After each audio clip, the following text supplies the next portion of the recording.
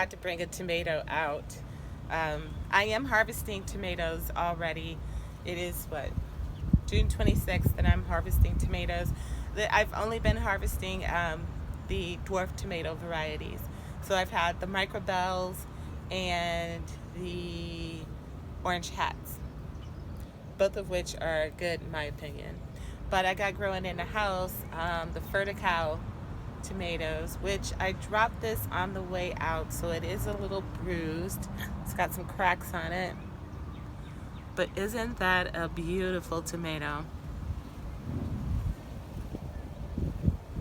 It's so pretty. Look at the coloring. And they've all been about this size.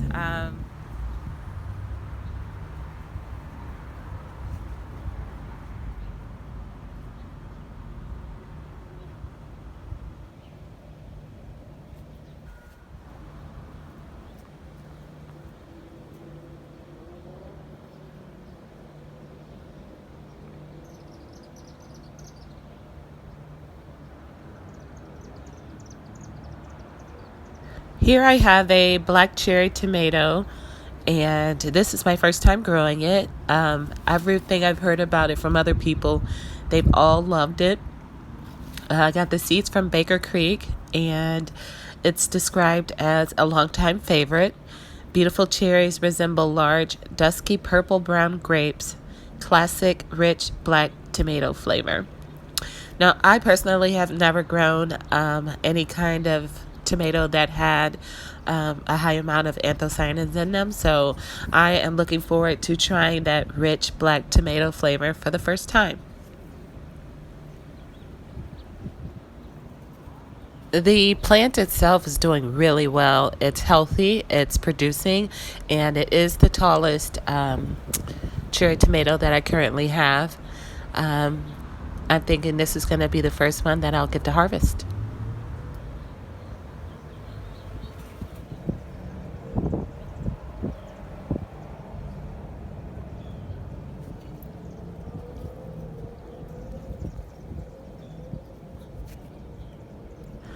This next tomato is the Sweetheart Cherry tomato, and I got the seeds from Baker Creek. It is described as being sweet and having a berry-like flavor, which is awesome.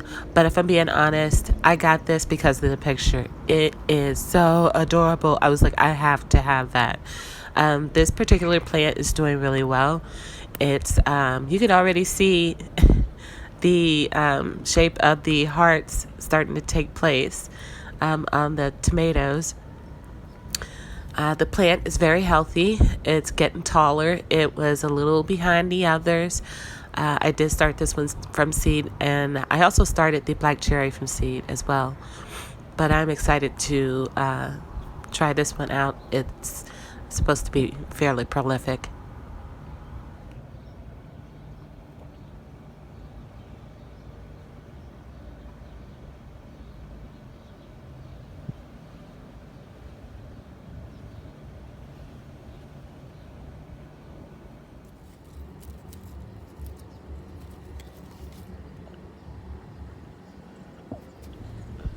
The third tomato plant here is called a sweetie cherry tomato. Unfortunately, I can't say anything about it really. I did not grow this one from seed. I purchased this one from a local community garden, and all that was on it on the tag was the name. So that's all I know. I believe it's going to be a red tomato. The plant is healthy and it's producing a lot of fruit already. I'm looking forward to it. It'll be a nice surprise, I think.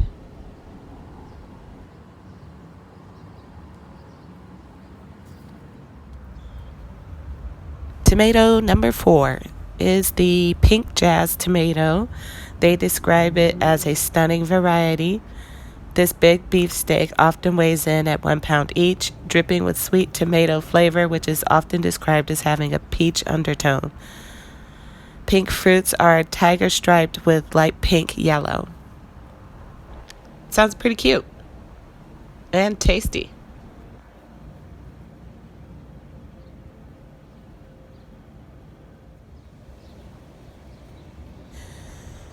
Tomato number 5 is the orange hat tomato. I started this one from a cutting in the house. To be honest, it's not looking good. It is, looks like to me it has some spider mite damage, but it's still producing, and it is loaded with flowers, so I'm not stressing out about it. The plant doesn't seem to mind, so more power to it.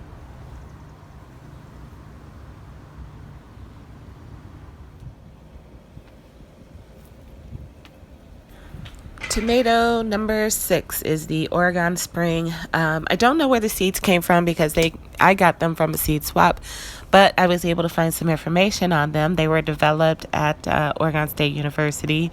This was a breeding effort to develop a variety which could be set out in very cool spring temperatures, which they were. They could go out in April, which they did, if you can prevent freezing. The tomatoes are full size, 4 inches across, with fine color and texture.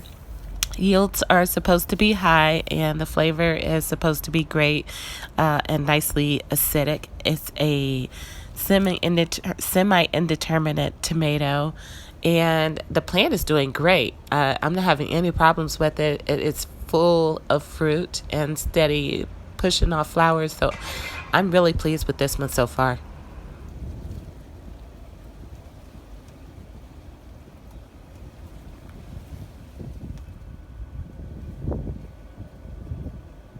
Tomato number 7 is the Betalux Tomato. I got the seeds from Bear Creek. This is my first time growing it. The plant is doing very well. I am glad I planted the nasturtium in there because it's turning into a trap crop. Look at all those aphid. At any rate, the description says very early Polish type for canning, sauces, or paste. Rigid stem means no staking, which is not true. I had to stake it. The fruits are going to be round to oblate and 3 to 6 ounces. I'm not having any problems with this. So I'm very happy with this tomato so far. I just hope the taste is really good. Other than that, I'm thinking that this is going to be a great producer for me. Well, another great producer for me.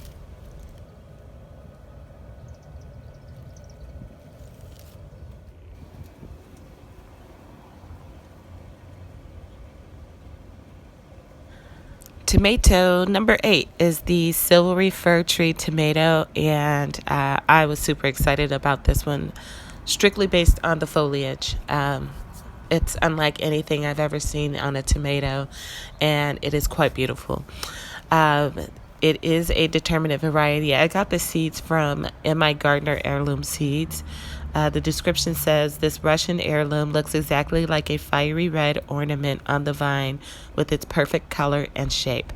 Flavor is slightly citrusy, and the fruits grow up to 2 inches round, ideal for canning, juicing, or fresh eating. And it is a container-friendly variety. So the plants, so far there's 2 plants in this container. It's a 17-gallon container. There's 2 plants in it. Both of them are covered in what I think are the white fly, but it doesn't seem to be hindering the production of the plants, so that's good. I'm not using anything to control it. I was using neem oil, but it didn't seem to be doing anything, and so I said screw it. However, I have had a problem with it, and that problem is blossom and rot, but that is solely based because of my inconsistent watering, and I know that for a fact. So, but luckily, this is such a productive plant that the few that I had to throw away shouldn't thwart my tomato goals.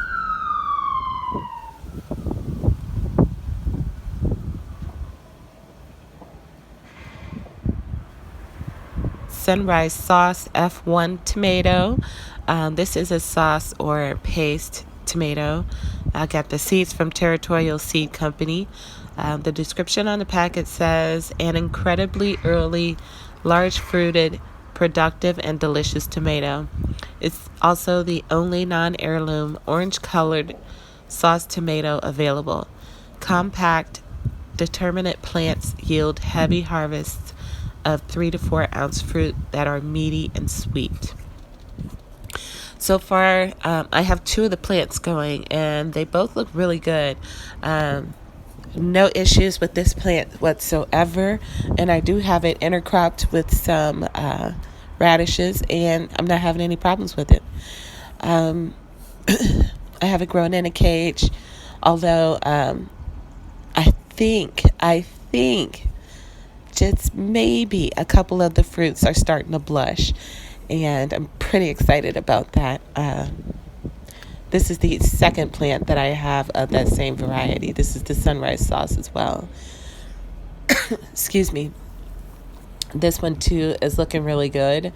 It doesn't have fruit set like the other one because I did put it out probably a month after that first one. So it is, while it's the same size, it is quite a bit behind in production, but that's okay. Because again, this is supposed to be a high yielding plant, and I'm sure it'll get up to speed in no time.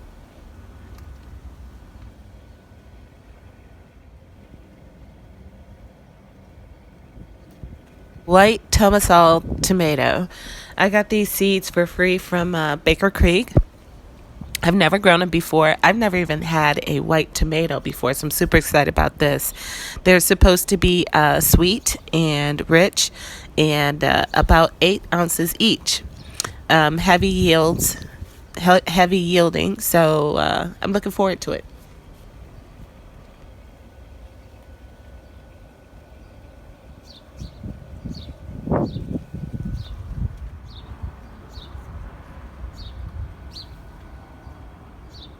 Nyagous. I got these seeds for free from Craig LaHoyer, and but the seeds came from Seed Savers Exchange. It was introduced in 1997. It says in the description that it's a great black tomato that is virtually blemish free. They are baseball sized fruits, and they are in clusters of up to 6. Very productive, excellent flavor, great for markets, indeterminate. Unfortunately, this plant succumbed to the blossom and rot from my inconsistent watering as well. So I've had to throw away quite a few fruits off of this plant. I'm going to hang on to it, and I'm trying to get better about the watering situation. I'm really excited about it because they are a brownish tomato, and I've not had that before. So wish me luck with this variety.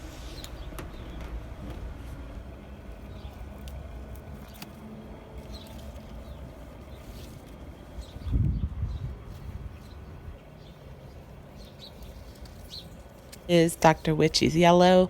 It's my first time growing it. It's supposed to be tropical and sweet and be a heavy producer, both of which sounds great to me. I got the seeds from Ohio Heirloom, and I'm pretty excited to have this one.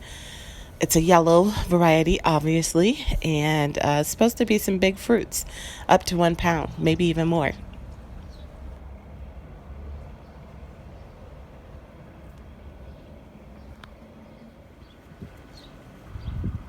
The Minibel Tomato. I have grown this one in the past, but only in hydroponics. I do enjoy the tomato. I got the seeds from Baker Creek, and it is a determinate variety. Their bite-sized, tasty fruit is sweet and flavorsome. The tiny ornamental plants are perfect for containers.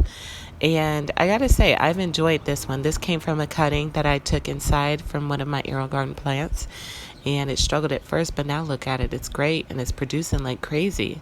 It's in a container with some celery and asparagus and some bok choy in the bottom there. And it's thriving. So I'm very happy with this.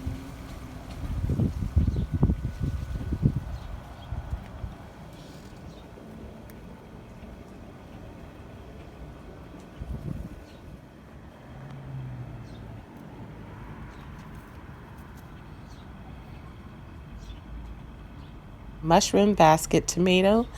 I got the seeds from Baker Creek Heirloom. This is my first time growing them. The description says a favorite tomato from Russia, ribbed and pleated but uniform and large, firm flesh with a sweet, mild flavor, not very seedy. Sounds good to me. If I'm being honest, I just got this because I liked the way the tomato looked. I don't know why I'm so obsessed with these pleated tomatoes, but I am. Um, Unfortunately, though, this tomato was struck by the blossom end rot as well, and that really stinks. Um, the plant was doing very well. It had several nice fruits on there. You'll watch me pick a few off here. Um, so this is like the third plant that I have that has the blossom end rot. Look at that. Is that not gorgeous? Until you turn it over. Phooey. So, but not all is lost. I picked some off, and there's a few left. But I got to get better with my watering because, aside from that, though, the plant looks great. Doesn't have any disease issues. It's growing well. It's producing fruit. It's not covered in bugs or anything. It's healthy and strong. I'm happy, very happy with the growth habit of this plant. It seems pretty sturdy. And I have a backup plant, luckily, but I'm hoping I don't have to use it. See, there's some coming in that aren't riddled with blossom end rot, so I have hope for this one. But wish me luck.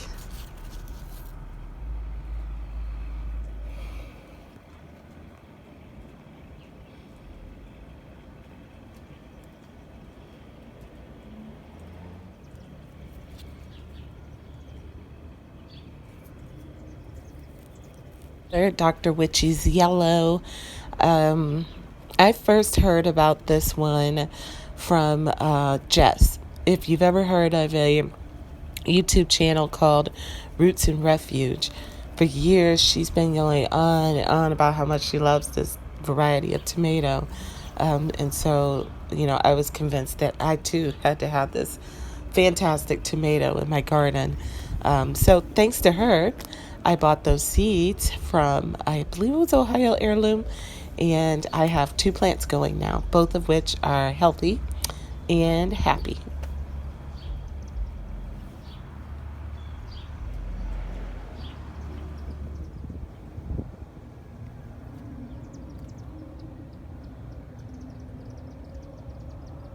Is the 42-day tomato. I started it from seed. I got the seeds from M.I. Gardner Heirloom Seeds. It's a determinate variety, and it says after 42 days, be prepared to harvest bright red 1-ounce fruits. It's ideal for colder climates and patio gardens. So, sounds perfect for me.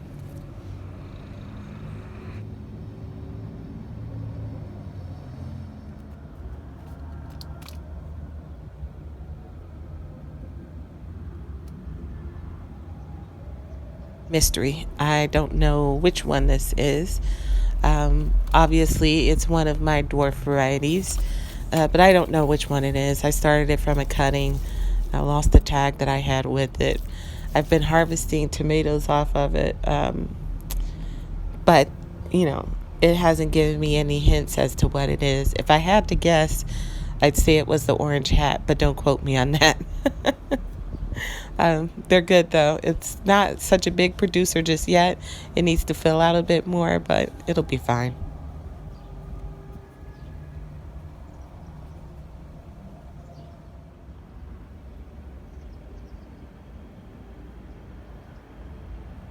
is another unknown variety. I'm growing it in my green stalk, and it is pretty loaded up with tomatoes and loads of flowers already on the plant. This looks like it's going to be an excellent producer.